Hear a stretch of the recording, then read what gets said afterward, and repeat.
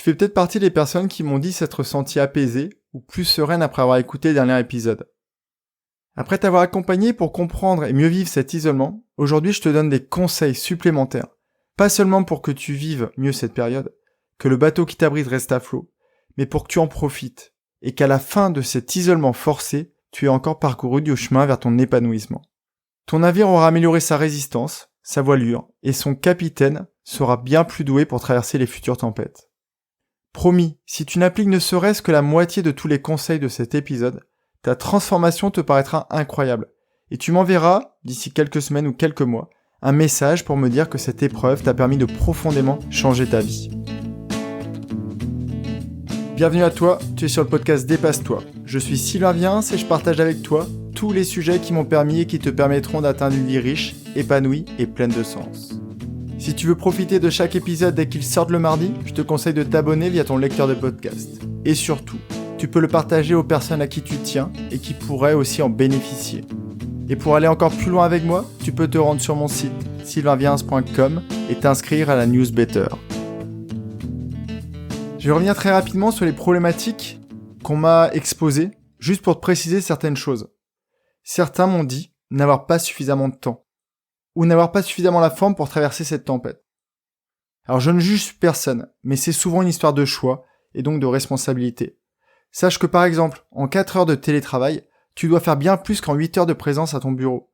Alors à toi de voir quelle est la durée que tu veux donner à ton travail. Tu ressens peut-être aussi un problème d'efficacité. Et dans ce cas-là, regarde comment optimiser tes créneaux de travail. Comment tu peux essayer de mieux te focaliser sur tes tâches et surtout réalise celles qui sont prioritaires. Tu peux aussi essayer d'identifier les créneaux où tu es plus efficace. Si en 1 heure le matin, tu fais 3 fois plus que l'après-midi, travaille le matin. Et essaye aussi de te créer un bon environnement de travail. Il faut pas que ton attention y soit troublée. Et focalise-toi plutôt sur les solutions que tu pourras mettre en place plutôt que les problèmes que tu rencontres. Tu peux aussi avoir des enfants à gérer. On en a parlé plusieurs fois dans les dernières capsules. Mais sache qu'en 2 heures de temps avec toi, tes enfants apprennent bien plus qu'en une journée complète dans un environnement qui est souvent très bruyant et en plus un endroit où la maîtresse ou le maître ne peut pas se focaliser sur un seul élève. Donc ne t'oblige pas à leur faire des journées complètes. Sois indulgent ou indulgente avec toi-même. Et laisse-leur du temps pour colorier, pour dessiner, pour apprendre de nouvelles choses. Sois vraiment flexible dans l'organisation. Et rassure-toi, tu fais ce que tu peux. Dans une précédente capsule, je te conseille aussi de profiter de ce moment-là pour développer l'autonomie de tes enfants.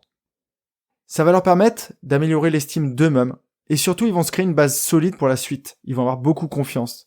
Et ils sauront aussi que leur papa ou leur maman a suffisamment confiance en eux pour leur proposer de s'occuper seuls. Et ça va aussi leur permettre d'apprendre à s'ennuyer. Et ce qui est génial, je te rappelle que l'idée initiale de ces épisodes était la solitude.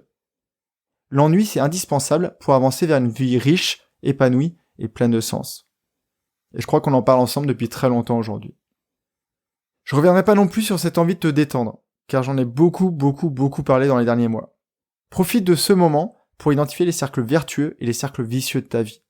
Quand tu passes ta soirée devant la télé à te détendre, enfin c'est ce que tu penses, et que ton petit lounard te suggère « Allez, un petit dernier épisode, allez, encore un, s'il te plaît », et que tu repousses ton heure de coucher, tu dors moins bien. Le matin, c'est beaucoup plus compliqué. Tu te réveilles moins en forme, t'as l'impression d'avoir quasiment plus d'énergie, et c'est exactement pareil le soir, t'as plus d'énergie, et tu refais la même chose. Et le lendemain matin, c'est à nouveau pareil. En revanche, si tous les soirs tu te dis « Je me couche à 22h max et je lis 20 pages d'un livre qui m'apaise », tu dormiras beaucoup mieux. Il n'y aura pas de snooze le matin. Tu te lèveras du bon pied.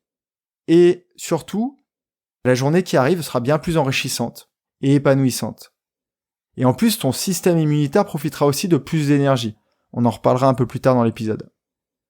Et là, tu viens de créer un cercle vertueux qui va en appeler plein d'autres. Plus tu vas prendre de plaisir à suivre cette routine, plus tu vas pouvoir ajouter d'autres choses, comme la gratitude. Rappelle-toi la liste de gratitude, les événements qui t'ont apporté du sens dans la journée. Ce qui est rassurant, c'est que tu es encore là à m'écouter. Donc souvent, tu prends les bons choix, tu prends les bonnes décisions. Et tu as décidé de te nourrir plutôt que de t'épuiser. Alors sois aussi responsable dans les zones où tu peux l'être. Tu ne peux malheureusement pas contrôler l'évolution de la situation à l'extérieur de ton domicile. ou l'attitude des autres personnes qui t'entourent. La durée du confinement, c'est pareil, c'est quelque chose qui te passe complètement au-dessus de toi.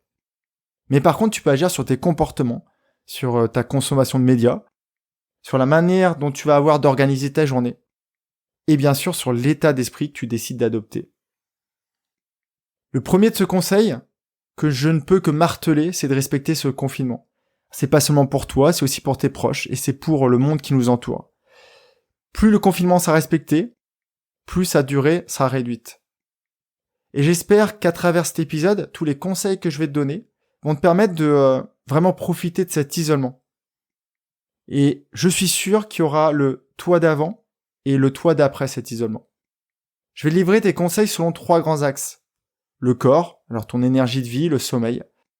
L'esprit et le mental, en fait ce qui contrôle notre corps. Et le cœur, tout ce qui concerne nos interactions. Mon premier conseil est de ne pas négliger ton corps. Un bateau dont les voiles seraient déchirées ne voguerait malheureusement pas très loin.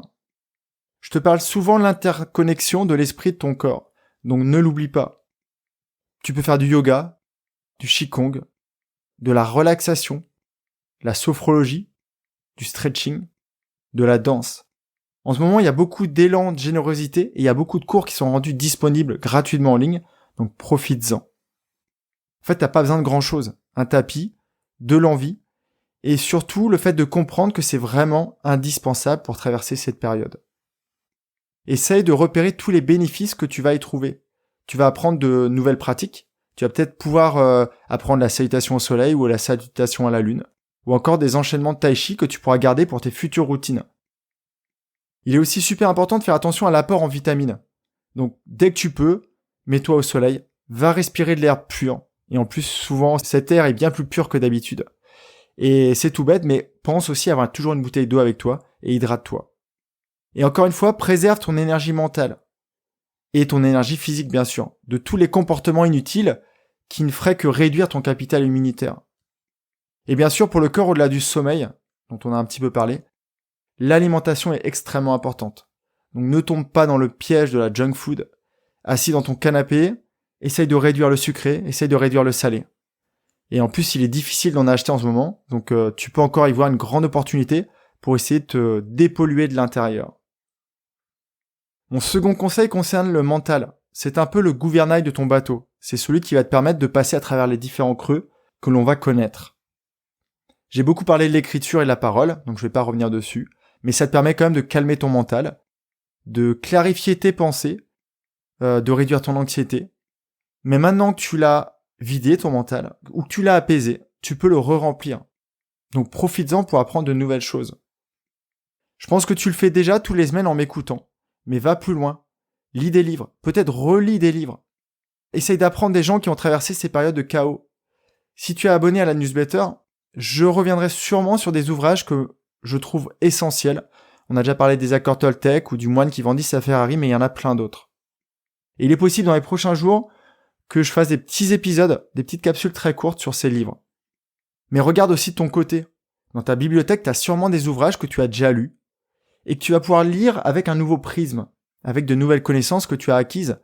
Et ça va te permettre de comprendre d'autres choses et de revoir des lectures que tu vas comprendre avec un nouveau sens. Et donc, encore une fois, tu vas apprendre plein de nouvelles connaissances, plein de nouvelles idées qui vont encore te faire avancer. Par exemple, la semaine prochaine, je vais t'expliquer une notion fondamentale, enfin plutôt une compétence fondamentale, la résilience. C'est cette capacité à rebondir et à sortir plus grand ou plus fort d'une tempête. Et pour tout dire, j'ai vraiment hâte de t'en parler car c'est une compétence fondamentale pour aujourd'hui, pour demain et pour toutes les années qui vont arriver.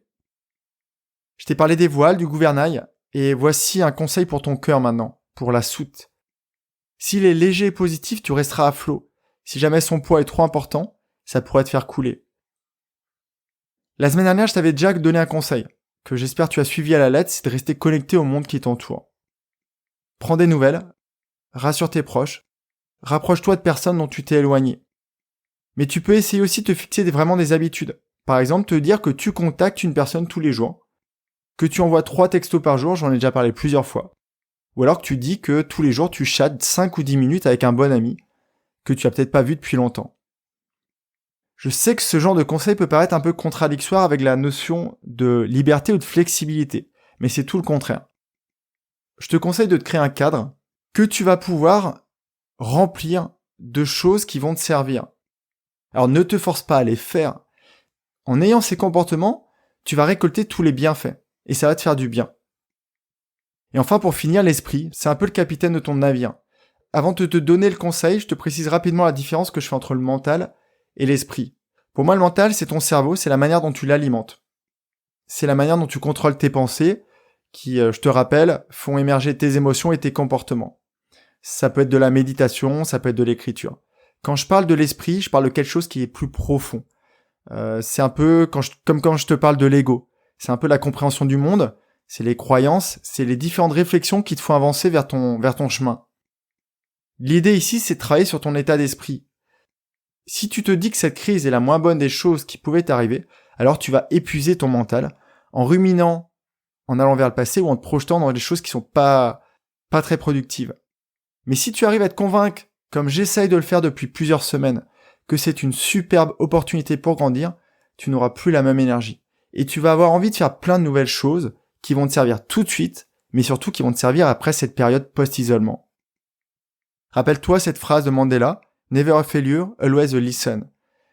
Et si tu as cet état d'esprit, cette crise va te faire avancer. Maintenant que j'ai rajouté dans ta boîte à activités plein de nouvelles idées, la prochaine étape est l'organisation. Cadre ta journée, afin qu'en début de matinée, tu saches exactement ce que tu vas faire dans ta journée, comment tu vas le faire et quand tu vas le faire. Ça va te rassurer et ça va te rendre plus serein. Laisse-toi aussi de la flexibilité, mais fais preuve de beaucoup de discipline et de rigueur. Essaye de simplifier au maximum ce que tu prévois de faire et focalise-toi encore une fois sur les priorités, les tâches essentielles qui vont t'apporter des choses. En fait, en créant ces routines ou ces habitudes, ce sorte de nouveau train-train, tu vas te sentir apaisé. Et tu sais que le cerveau n'aime pas l'incertitude, surtout dans une période comme celle-ci. Je sais qu'à la fin de cet épisode, je recevais encore des messages pour me dire que l'épisode était trop dense, très riche, et en 10-15 minutes, c'est souvent trop court. Mais il faut que tu comprennes absolument une chose. J'essaye de faire de mes épisodes des moments agréables, enrichissants, épanouissants, inspirants à écouter. Mais je les veux volontairement très indigestes. Tu ne peux pas digérer ou assimiler tout ce que je te raconte en un quart d'heure, en une seule écoute. Donc suis le conseil de beaucoup d'auditeurs. À la fin de chaque épisode, sors ton cahier. Pose-toi la question pourquoi cet épisode a résonné en toi et pourquoi tu veux le retravailler. Et par exemple les cercles vicieux ou l'attitude vis-à-vis de tes parents ou vis-à-vis de tes enfants. Et prends un cahier. Note-toi toutes les questions qui te passent par l'esprit. Je travaille au maximum le fond pour que ce soit de plus en plus enrichissant. Mais la forme en elle-même ne bougera pas beaucoup. Alors je pourrais avoir un ton plus simple, je pourrais parler plus lentement aussi, et je t'avoue que je viens de me rendre compte que je parlais un peu rapidement. Je sais aussi que tu veux pas faire partie des gens qui auront vécu cet isolement comme une épreuve infructueuse. Tu veux pouvoir te dire, j'ai profité, j'ai changé, et la suite sera encore bien mieux. J'ai pas regardé le temps qu'on a passé ensemble, et j'espère qu'avec tout ce que je t'ai raconté, tu es reboosté, que tes réservoirs à volonté, à courage, ton envie, sont rechargés à fond. N'attends plus une minute, sors un papier, un stylo, et vois comment tu te nourris, comment tu nourris tout ton être sur cette période. Le corps, le cœur, le mental, et surtout l'esprit. Et rappelle-toi, ne t'use pas à faire changer les gens autour de toi. Essaye de devenir un modèle pour toi-même, et je peux t'assurer que les gens qui seront autour de toi vont avoir envie de te suivre. Et c'est comme ça qu'on va construire le monde de demain, qui sera rempli de compassion, d'amour, de liberté, de relations profondes, de respect. Et c'est toi, moi, tout le monde qui en profiteront. Je te dis à très très vite pour le prochain épisode. Donc on parlera donc de la résilience. Je t'envoie encore plein d'énergie pour toi, tes proches, et surtout prends bien soin de toi. Et indirectement, tu prendras aussi bien soin d'eux. Bye bye. Si cet épisode t'a appris quelque chose, n'hésite pas à en parler autour de toi. Dis-toi qu'à chaque fois que tu m'aides à le diffuser, tu fais tous les jours un peu plus pour aider tes proches et influencer positivement les gens qui nous entourent. Je te remercie très sincèrement pour ton écoute et je te souhaite vraiment le plus beau pour la suite.